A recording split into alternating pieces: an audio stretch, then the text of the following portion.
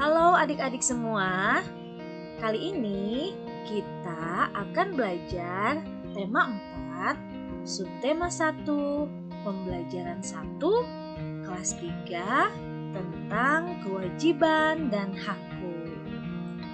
Sebelum memulai pembelajaran, ingat pesan ibu 5M, memakai masker, mencuci tangan pakai sabun, menjaga jarak, menjauhi kerumunan, dan mengurangi mobilitas.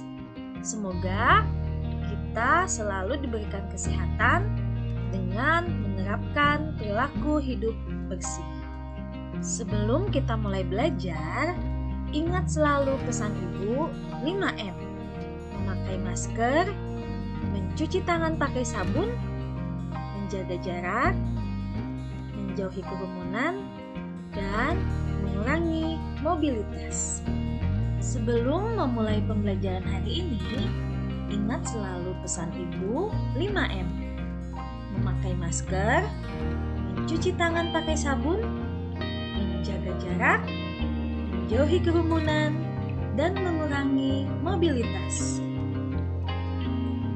Oke adik-adik, yuk kita mulai belajar.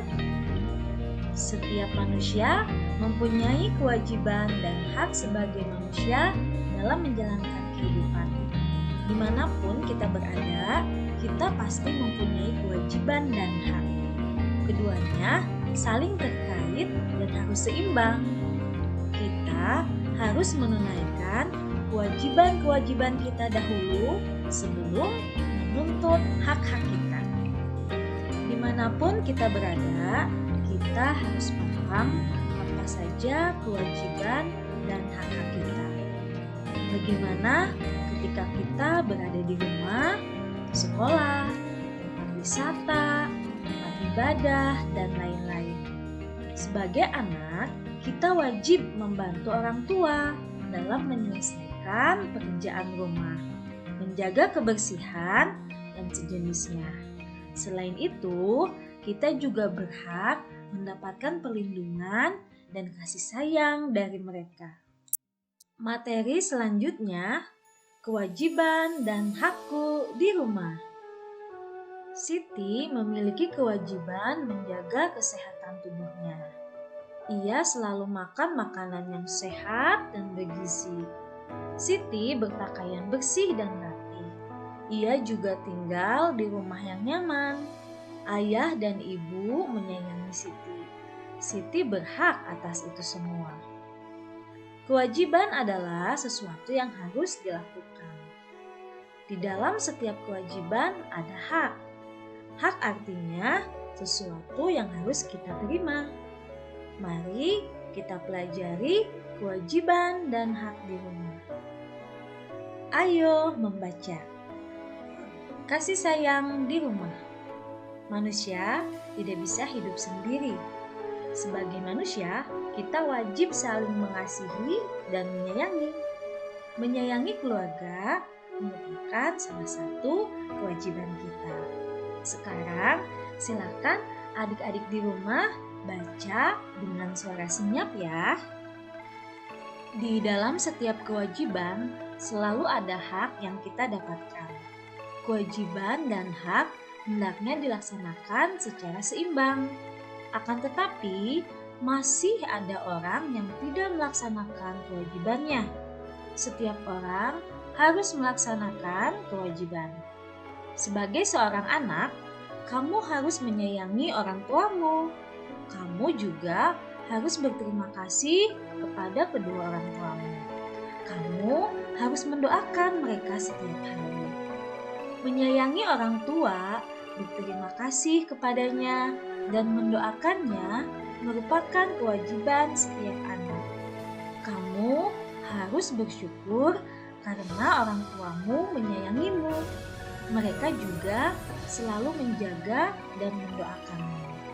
Jadi, setiap orang harus menjalankan kewajibannya. Laksanakanlah kewajibanmu, maka kamu akan menerima hakmu. Nah, adik-adik, yuk kita kerjakan latihan berikut. Bacalah hak-hak yang didapat Siti pada tabel di bawah ini. Tuliskan saran yang seharusnya Siti lakukan. Contoh, hak Siti adalah mendapat kasih sayang dari ayah ibu. Saran yang menunjukkan kewajiban adalah sayangilah ayah ibumu. Nah, berikutnya silahkan adik-adik kerjakan sesuai dengan contoh ya. Misalnya, mendapat perawatan ayah dan ibu. Maka, apa saran yang menunjukkan kewajiban kamu? Nah, adik-adik, sekarang kita lanjut ke pembelajaran berikutnya. Siti mengamati kalender di rumahnya. Siti menghitung dalam 1 tahun ada 365 hari. Siti menggunakan banyak waktunya belajar di sekolah. Ketika libur, Siti belajar bersama kedua orang tuanya di rumah. Berapa hari Siti belajar di sekolah? Berapa hari Siti belajar bersama orang tuanya? Yuk, amati contoh kemungkinan berikut ini. Tuliskan 5 kemungkinan lain di bawah ini.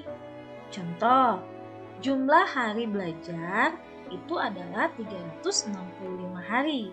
Berarti kita akan membaginya menjadi 2. Yang pertama, hari belajar di sekolah, dan yang kedua, hari belajar di rumah.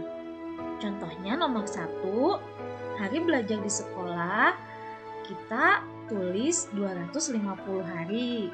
Dan hari belajar di rumah kita tulis 115 hari. Mengapa demikian?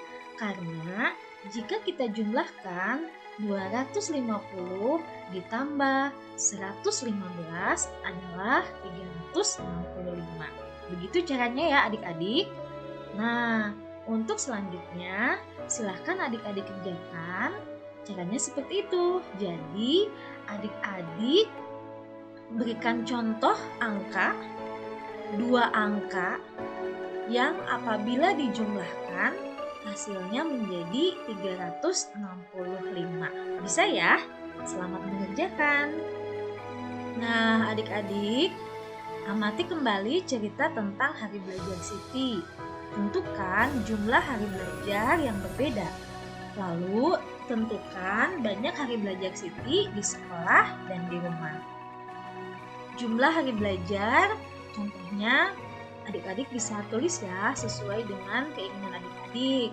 Lalu di sini adik-adik bisa mengerjakan cara yang sama seperti yang sebelumnya. Contoh misalnya jumlah hari belajar adik-adik adalah 300 hari. Nah, berarti hari belajar di sekolahnya adik-adik misalnya mencatat 200 hari. Berarti hari belajar adik-adik di rumah adalah 100 hari. Jadi totalnya adalah 300. Begitu caranya dan seterusnya ya. Adik-adik, kamu tentu sangat senang mendapatkan perhatian dari orang tua. Kamu dapat menyampaikan rasa sayangmu dengan bernyanyi. Tahukah kamu lagu Jika Ibuku Tua Nanti? Yuk kita amati liriknya. Cobalah menyanyikan sesuai kreasimu. Perhatikan gurumu bernyanyi ya. Ikuti perlahan-lahan dengan irama yang benar. Jika Ibuku Tua Nanti. Karya Ate Mahmud. Jika ibuku tua nanti beruban berambut putih, akan kujaga ibuku agar senang selalu. Jika ayahku tua nanti berjalan bertongkat kayu, akan kutuntun selalu kemana ayah pergi. Oke adik-adik, yuk kita dengarkan lagunya berikut ini.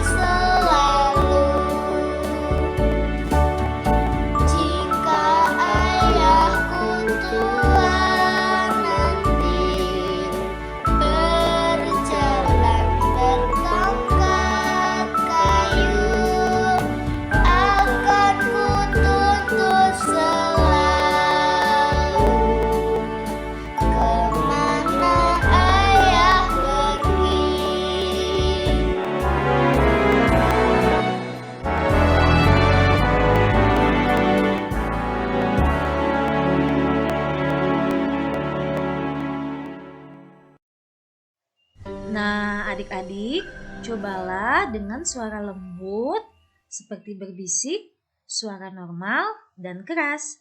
Mana yang lebih bagus menurutmu? Bernyanyi bisa membuat hatimu gembira.